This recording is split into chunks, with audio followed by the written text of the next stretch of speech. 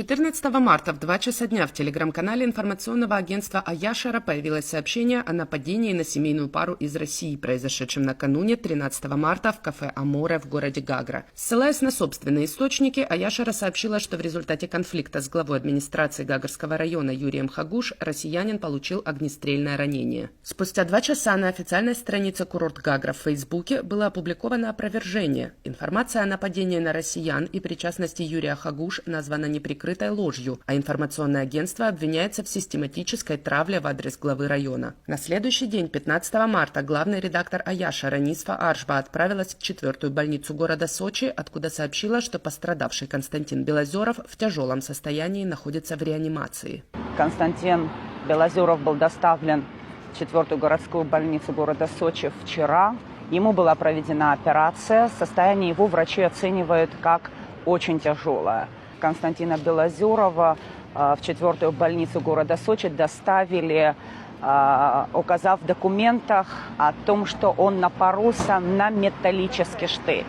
Но российские врачи даже при первом беглом осмотре сразу установили, что это было огнестрельное ранение, и тем более такие тяжелые повреждения просто получить от металлического штыря молодой человек не смог бы.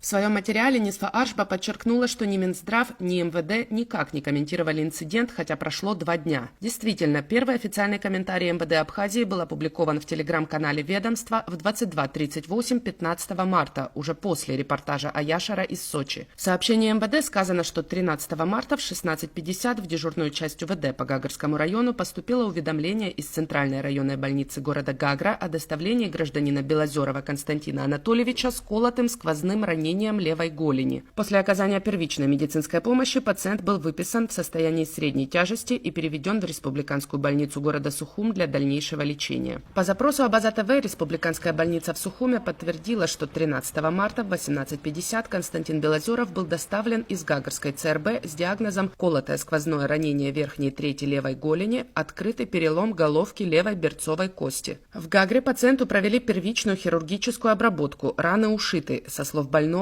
травма получена в быту в результате падения на металлический предмет. Константина Белозерова осмотрел сосудистый хирург, проведено УЗИ, повреждения сосудов не обнаружены, кровоток нормальный.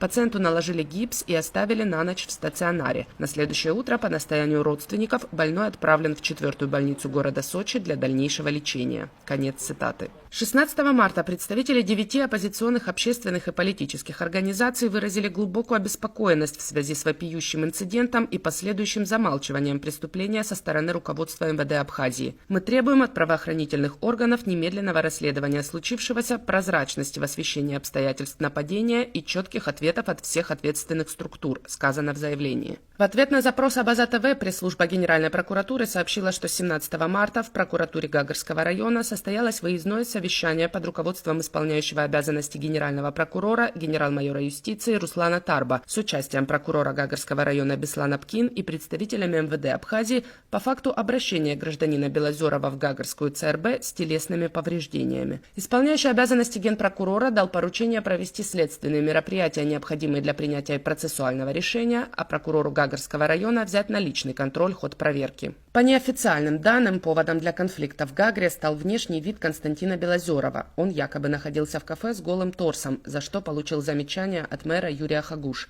Россиянин негативно отреагировал на замечание, завязалась драка, в результате которой однофамилец главы администрации выстрелил в ногу Константину Белозерову. Надежда Боровикова, Абаза ТВ.